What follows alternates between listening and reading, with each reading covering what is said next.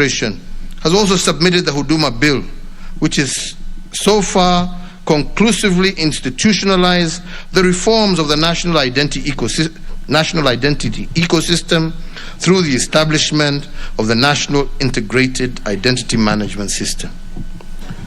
The other seminal legislative proposals include the Political Parties Amendment Bill, the Political Party Membership Regulation, the Government Contracts Bill, the Kenya National Blood Transfusion Bill, the Irrigation Amendment Bill 2021, the Irrigation Amendment Bill, the Kenya National Library Services Bill, the Proceeds of Crime and Anti-Money Laundering Amendment Bill 2021, and once enacted into law, the Proceeds of Crime and Anti-Money Laundering Amendment will enhance the integrity of our financial system by closing the last loopholes in our war against money laundering and other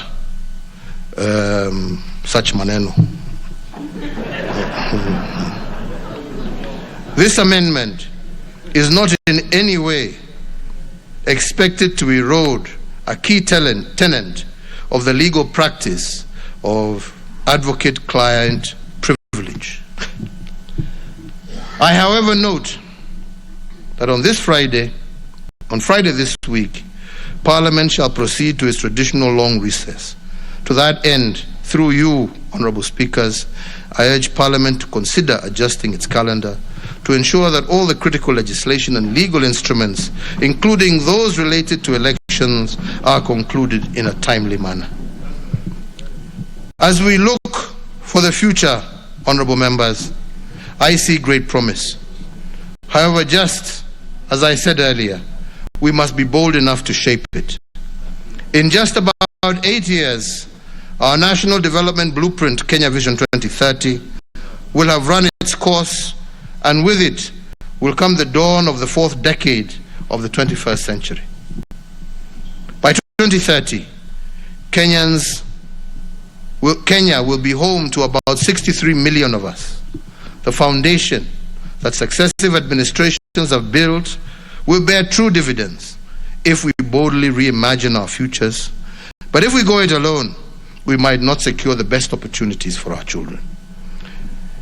In my eyes, our best chance as individual African nations is to embrace a continent where there is free movement of persons, goods, services, and capital, as is characterized under the Africa Free Trade Arrangement.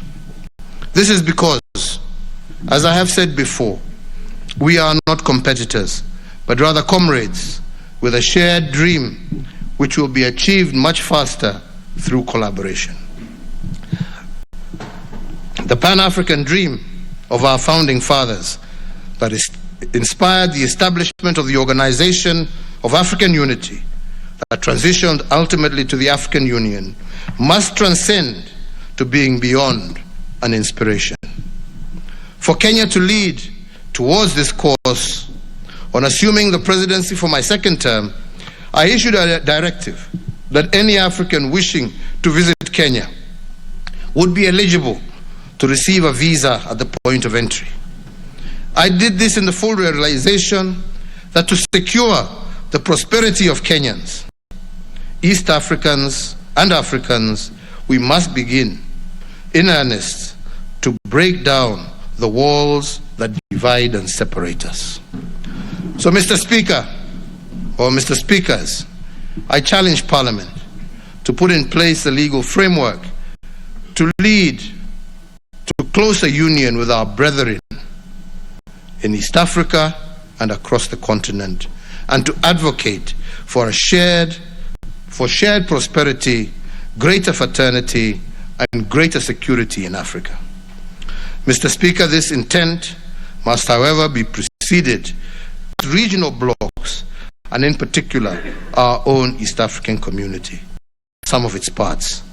When each part appreciates its role and the contribution of other parts, then the body is able to function effectively. The African Union will only be strong and vibrant when our regional blocs are of similar character.